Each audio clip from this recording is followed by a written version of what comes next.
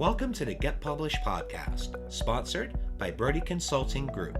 To get more information about our coaching, publishing, executive ghostwriting, and podcast production services, go to getpublishedpodcast.com.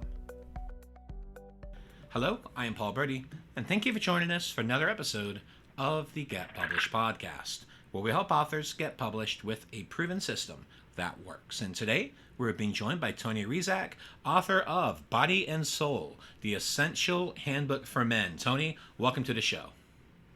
Thanks, Paul. Appreciate it. Love being here. Well, we're thrilled to have you. Are you ready to begin? Yes, I am. All right. Question number one. What is the one piece of advice that you would give to a first-time author who is currently writing their book? I would say put your writing out there before the book comes out. I see a lot of would-be first-time authors when I ask them if they're publishing in blogs or guest blogging or they're on Medium. They're saying, no, I'm waiting for my book to finish. And I think that's a big mistake. I think that as a writer, especially a first-time writer, it's important to identify that, look, there's this fear of putting my stuff out there, and a blog is a pretty safe place to do it. It's a low bar. I basically blogged. I was an active blogger when I did my book, and that was a really good way for me to sort of stop my perfectionism and waiting for everything to be done before people could read my stuff. So I think that's the one piece of advice is like, get your stuff out there, let people read it, hit publish on the blog, and let people into your world. It'll help build your listeners and your following, and it also gets rid of that kind of tendency among some writers to say, I don't want anybody reading it until it's a masterpiece. So, Tony, you're episode 579, and out of every single one of our guests, not one person has given that piece of advice, and I think it's absolutely perfect. In fact, I think the hook for this episode is going to be blog first, just because I think that's a great way for people to get over that imposter syndrome and get over that fear. Yep. Just start. I mean, I always say the journey of 1,000 miles begins with the first steps. Lao Tzu, one of my favorite quotes. But that's like putting the training wheels on and just putting it out there. Do a blog, see how it progresses, and get into that habit, and then take that information and potentially use that as the base for your book as well. But start with the blog, especially if you don't feel that you're quite ready to take that next step. Absolutely. Totally spot on. Yeah, it worked for me, and I recommend, and I have some, I run men's workshops, and I have some potential writers in there, and I'm always coaching them on that because you can see there's this hesitancy, like the imposter syndrome that you spoke of. They don't want to do it. They don't want to hit, publish on a blog, and it's like just getting them over that is huge. Well, what do you feel is the hardest part about getting published?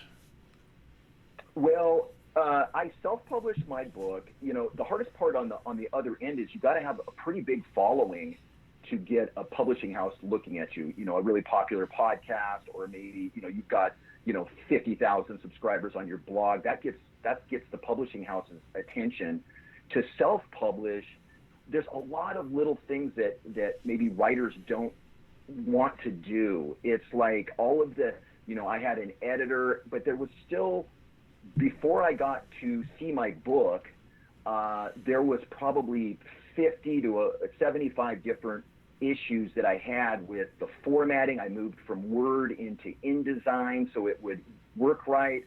And, I'm not a software, genius. And so there was just a lot of things. I would say seeking out help. I read a ton of articles about how to publish a book on your own. And I took a lot of advice from the internet and read some great articles, but also don't be afraid to reach out to your network and say, hey, is somebody an InDesign expert, and get help? Because I think I bumped into some things that I just couldn't figure out on my own. And I was like, I'm going to have to rely on my community. And I did that. So just don't be afraid to ask for help. Just because it says self-publishing doesn't mean you have to do everything yourself. Figure out who your team is. There's a lot of people that are willing to help you and not charge you. They just want to help you see your creative project to the finish line. So don't be afraid to use your community.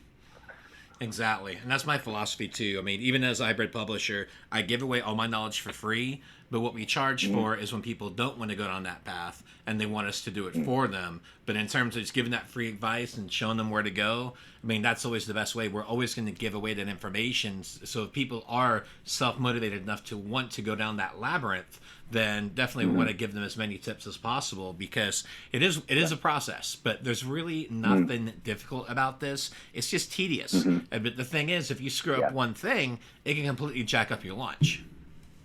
Totally. Yeah, no, totally agree with you. Yeah.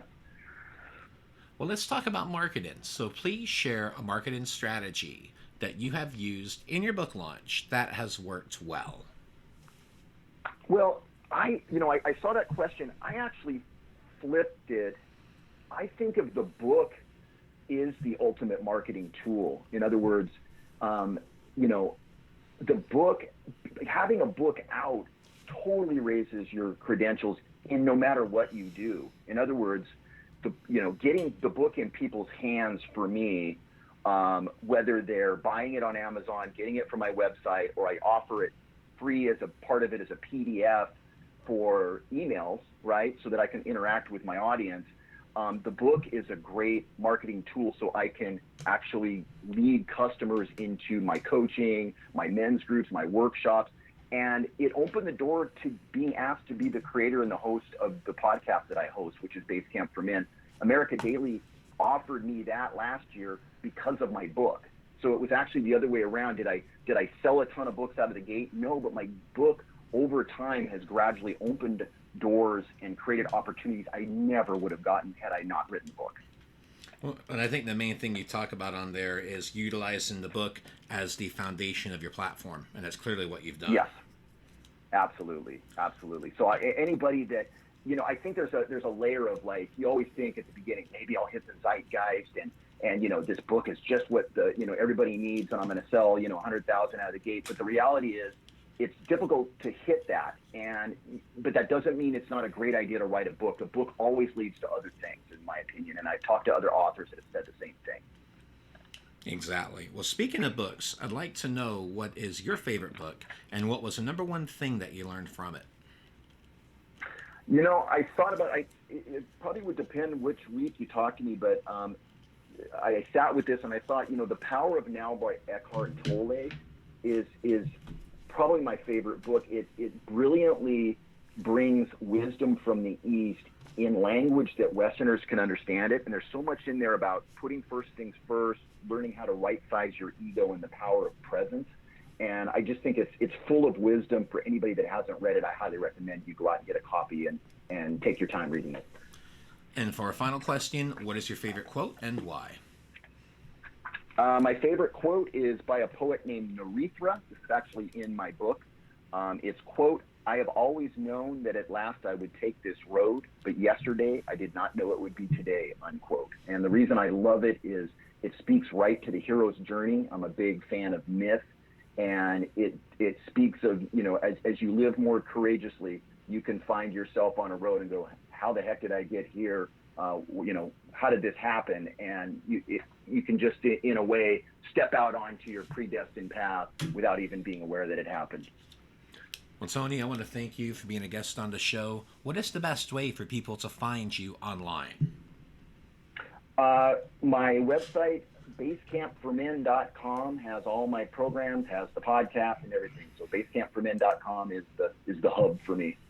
Tony, thank you once again for being on the show, and I wish you all the best in your author journey ahead. Thank you so much, Paul. Thanks for having me on. It was great to chat with you. Thanks again for joining us today. To learn more about how to get your book published with a proven system that works, grab a free copy of my book at getpublishedpodcast.com.